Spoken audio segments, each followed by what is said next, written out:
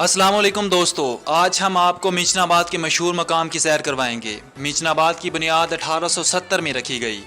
इस शहर का नाम बरतानवी सियासी एजेंट कर्नल चार्ल्स मंचन के नाम पर रखा गया। 20 यूनियन कौंसिल पर मुश्तमिल मीचनाबाद की ये तहसील 1818 किलोमीटर पर मुहित है।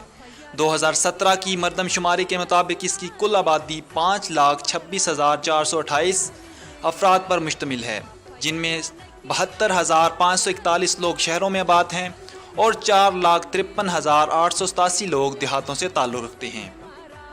यहाँ पर ज़्यादातर धान और गंदम की काश्त की जाती है। बिस्मिल्लाहिर्रहमानिर्रहीम। इस वक्त हम मीचनाबाद शहर के अंदर मौजूद हैं। आप मेरे पीछे देख सकते हैं कि मीचनाबाद यहाँ पे 0 किलोमीटर आपको नज़र आ रहा होगा। हमारे बिल्कुल इतराफ़ में एक नहर गुज़र रही है। अगर कैमरामैन आपको दिखाएं कि बिल्कुल आपको साथ में एक नहर नज़र आएगी।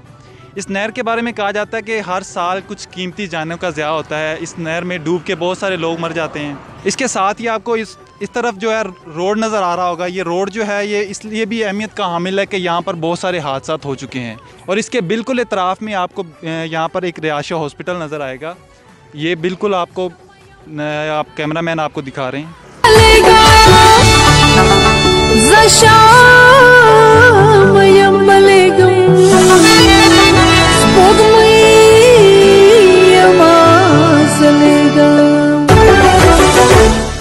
इस वक्त हम मौजूद हैं मीचनाबाद शहर के अंदर। यहाँ पर इस वक्त आप मेरे पीछे मौजूद पुल देख रहे हैं।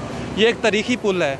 इस पुल के बारे में कहा जाता है कि ये वो वाहिद पुल है जो पाकिस्तान में जिसके नीचे कोई सहारा नहीं। अगर मेरा कैमरामैन इसे थोड़ा सा जूम करके आपको दिखाए तो आप देख सकते हैं इसके नीचे कोई भी सहारा मौजूद नहीं है। इस पुल की अहमियत के बारे में अगर आपको थोड़ा सा बताता चलो। कहा जाता है कि इंडिया वालों की तरफ से बम के ज़रिए इस पुल को गिराने की कोशिश की गई, मगर कुदरत ने उनको नाकाम कर दिया और जिस जगह पर वो बम लगा वहाँ सारा साल नहर खुश नहीं होती। इस वक्त हम मौजूद हैं मंगल मंडी के अंदर। मीचनाबाद के अंदर ये वाहिद मंडी है जो कि इस वक्त यहाँ पे मौजूद है। आप देख सकते हैं मेरे पीछे ये मवेशियों की कुछ तादाद यहाँ पे मौजूद है। ईद को गए हुए इस वक्त दूसरा हफ्ता हो चुका है, लेकिन आज बहुत कम तादाद में यहाँ पर लोग जो हैं वो जानवर लेके आए हैं। आज कुछ लोगों से यहाँ पे बात करते हैं। इस वक्त हम मौजूद हैं, हमारे साथ एक शहरी मौजूद हैं जो अपने यहाँ पे बकरे लेके आए हैं। हम उनसे बात करते हैं कि क्या उनके तासुरात हैं। जी, घोना बकरे देखो, चीने बकरे देखो, देसी बकरे देखो। क्या प्राइस है, कितनी प्राइस में दे रहे हैं आप ये बकरा? 18,000 का, 15,000 का। ईद गई हुई है, काफ़ी अरसा हो गया, फिर भी आपका रेट कितना है? नहीं, बड़ी बार मांगी है। क्या खिलाते हैं बकरों को आप? नहीं, बकरों को क्या खिलाते हैं आप? जंतर इसके अलावा क्या खिलाते हैं? खाल जो ठीक है, सेब। आप बात करें।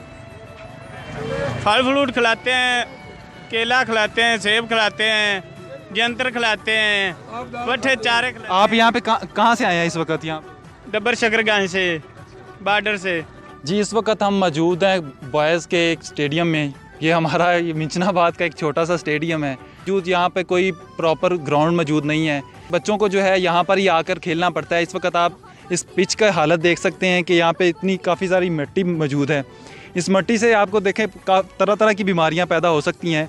अगर इंतज़ामिया थोड़ा सा भी ज़ोर दे तो यहाँ पर बच्चों के लिए प्रॉपर ग्राउंड बनाया जा सकता है।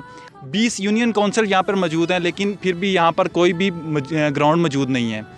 इसके अलावा ये भी आपको बताता चलूँ कि ये जो ग्राउंड है, जो मंगल मंडी वाले दिन यहाँ पर जानवर लाए जाते हैं। यहाँ पर जगह जगह आपको गंदगी के ढेर मौजूद मिलेंगे, जिसकी वजह से तरह तरह की बीमारियाँ पैदा होने का ख़तरा मौजूद होता है। हेल्थ की जो एक्टिविटीज़ होती हैं उनके लिए जो है वो साफ़ सुथरा माहौल होना बहुत ज़रूरी होता है।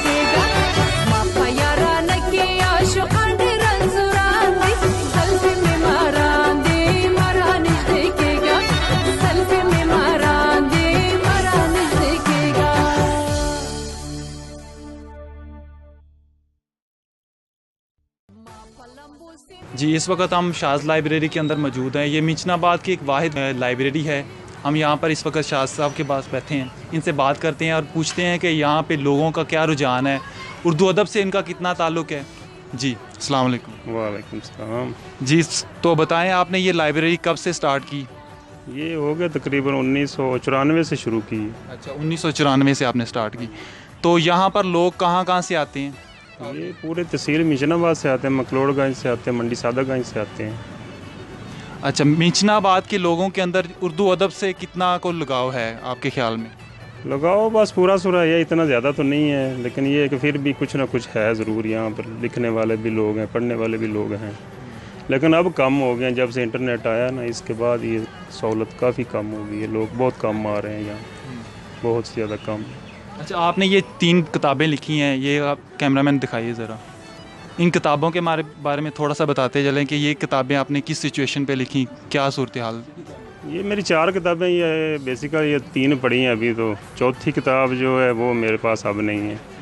लेकिन ये एक अफसानों की किताब है, एक नावल है, एक शायरी की है। अब बेसिकली मैं अफसाना निगार हूँ, लेकिन ये एक नावल पर भी लिखता रहा हूँ, नावल वगैरह भी लिख रहा हूँ। उर्दू अदब से आपका कितना लगाव है? ये शुरू से स्टार्ट हुआ जब मतलब आपने ये स्टार्ट किया था लाइब्रेरी, या फिर आहिस्ता आहिस्ता आपके अंदर ये शौक़ पैदा हुआ? लाइब्रेरी जब से शुरू की है तब से मैंने लिखना शुरू किया है। तो हमारे नाजरीन हैं, उनको कोई मैसेज देना चाहें? जिस तरह ये किताब को छोड़ गए हैं, दोबारा फिर वापस इनको आना चाहिए किताब की तरफ। जी, इनका कहना है कि उर्दू अदब से जो लोगों का लिंक है वो ख़त्म होता जा रहा है। उसकी बड़ी वजह जो है वो इंटरनेट से लोगों का जो है ताल्लुक़ बन गया है।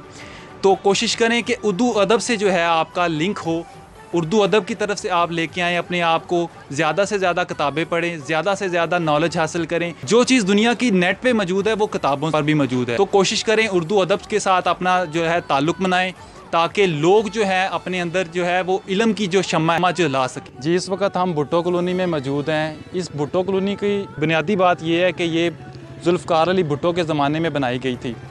मेरे पीछे जो है इस वक्त जो टैंकी मौजूद है, ये भी उसी दौर में बनाई गई थी। ये जो भुट्टो कॉलोनी है, बिल्कुल आहिस्ता आहिस्ता इसमें आबादी बढ़ती जा रही है। हमारा कैमरामैन अगर आपको अतराफ़ में दिखाए तो ये बहुत आहिस्तगी के साथ यहाँ पर आबादी बढ़ती जा रही है। जब यहाँ पर हम लोग आए थे तो तकरीबन यहाँ पर बहुत कम जो घर मौजूद थे, लेकिन आहिस्ता आहिस्ता यहाँ पर बहुत सारे घर जो हैं तमीर होने शुरू हो गए हैं।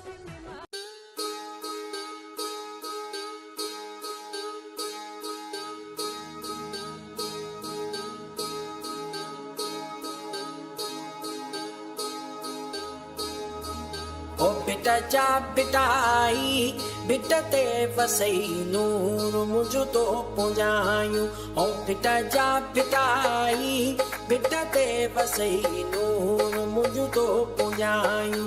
ओ मुझो तो पुजायूं। जी, इस वक्त हम मौजूद हैं तफैल टिक्कियों वाले के पास। यहाँ पर जो है बड़ी लजीज किस्म की जो टिक्कियाँ बनाई जाती हैं। इस टिक्कियों की ख़ास वजह ये है कि यहाँ पर जो लोग हैं बहुत दूर दराज से यहाँ पे लोग खाने के लिए आते हैं।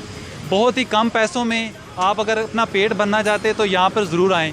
हम यहाँ पे लोगों से बात करेंगे और जानेंगे उनकी राय क्या है कि वो टिक्कियाँ उनको कैसी लगती हैं। जिस वक्त यहाँ पर एक भाई साहब जो हैं वो टिक्कियाँ खा रहे हैं, इनसे बात करते हैं, पूछते हैं कि वो उनको कैसी लगती हैं ये टिक्कियाँ। जी, ये आपको कैसी लग रही हैं ये टिक्कियाँ? टिक्कियाँ ये सही लग रही हैं। 52 नगरों आए हैं जी, तो ये टिक्कियाँ खा रहे हैं। अच्छा, कब से आप यहाँ पर आ रहे हैं? इसका हो गया 3-4 महीने हो गए। 3-4 माह से ये जो भाई हैं वो मुसलसल यहाँ पर आ रहे हैं। जी, हम इस वक्त बात करते हैं इनसे कि पूछते हैं क्या कैसे बनाते हैं और इनमें क्या क्या डालते हैं चीज़ें। जी बताएं हमें, हमारे चाहने वालों को। आलू भी डालते हैं, कीमा डालते हैं और बेसन डालते हैं, दाल डालते हैं, बाकी मिर्च मसाला। ये आपके पास लोग कहाँ कहाँ से आते हैं और कितना अरसा हो गया आपको यहाँ पे काम करते हैं? तकरीबन 27 साल हो गए जी। मैं बड़े अरसे से टिक्कियाँ लाना और बड़े दूर दूर से लोग आते हैं मेरे पास। तो जैसा कि आपने बात सुनी इनकी कि ये जो बहुत ही सस्ते दामों में यहाँ पर जो है टिक्कियाँ आपको और जो नान है वो अवेलेबल हैं। आप यहाँ पर आएँ और अपनी जो है पेट की भूख मिटाएं।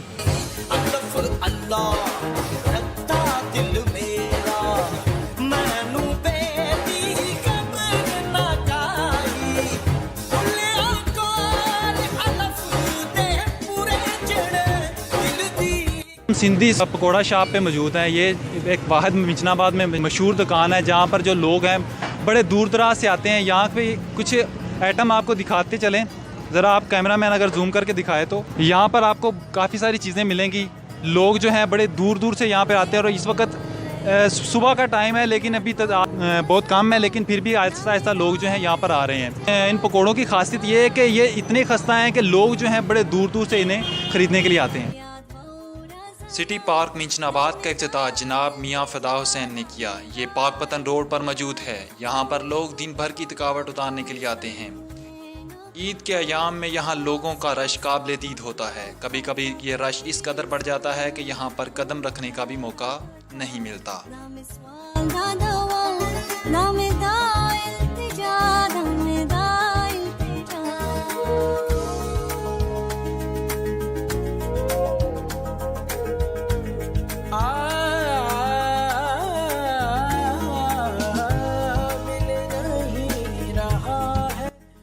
जी, इस वक्त हम मिचनाबाद पार्क के अंदर मौजूद हैं।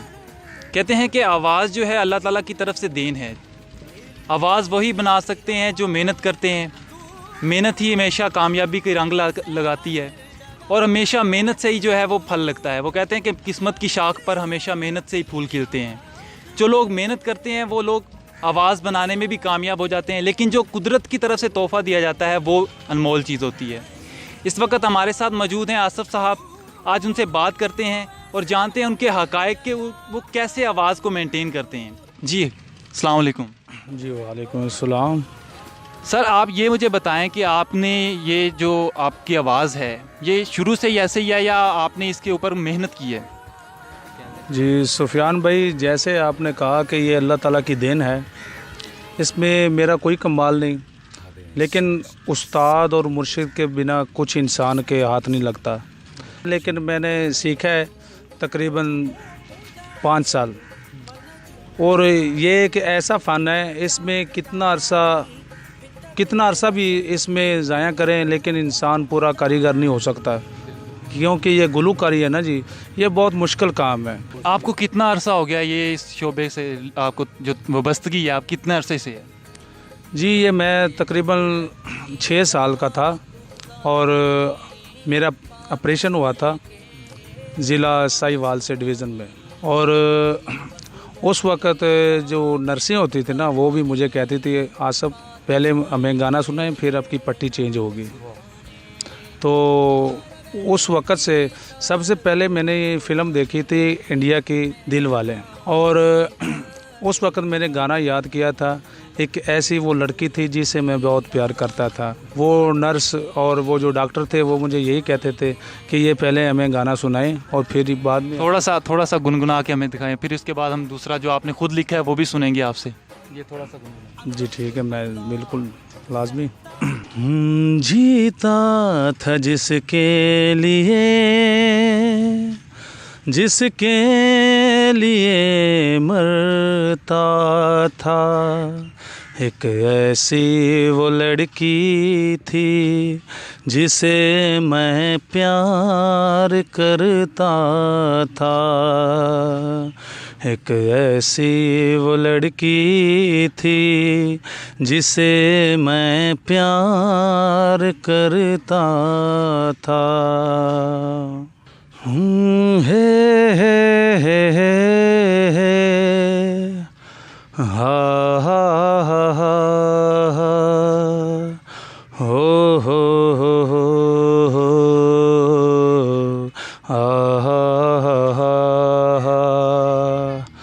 याद तेरी में हम डूबे हुए हैं, जाम तुम्हीं से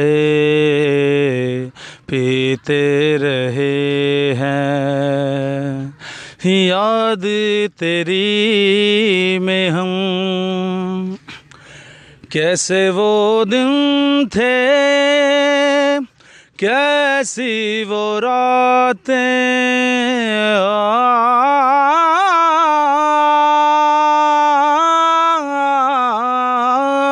कैसे वो दिन थे, कैसी वो रातें, तू और मैं फिर करते थे बातें, याद तेरी में हम। नगरमाल एक तारीखी इमारत है जो कि 90 साल पहले तामीर की गई। ये भी मिचनाबाद में मौजूद है। ये 2 अमीर भाई शेख नगरमाल और बजन लाल की मलकियत थी। इनका बहुत सारे ममालिक में कारोबार था। पाकिस्तान बनने के बाद इसे सुखेरा ब्रदर्स ने अपनी मलकियत बनाया। ये बहुत ही खूबसूरत तर्ज पर बनी हुई एक तारीखी इमारत है। गवर्नमेंट मॉडल हाई स्कूल मिचनाबाद का एक ऐसा अदारा है जहां से पढ़कर लोग ज़िंदगी के दीगर शोबों में अपनी खिदमात सर अंजाम दे रहे हैं। इसके अलावा यहाँ पर नौजवानों के लिए एक ग्राउंड भी मौजूद है जहाँ पर नौजवान क्रिकेट, फुटबॉल और दीगर खेलों के लिए आते हैं। अगर मिचनाबाद के मसाइल की बात की जाए तो एक तवील लिस्ट बन जाएगी। चंद एक मसाइल में सफाई, सड़कों की मरम्मत, निकासी आब, गैस का ना होना और नौजवान नस्ल के लिए मुनासिब ग्राउंड का ना होना भी काबिल गौर हैं। इसी के साथ हम इजाज़त चाहेंगे। अल्लाह मिचनाबाद को दिन दुगनी और रात चुगनी तरक्की अता फरमा। आमीन या रब्बुल आलमीन।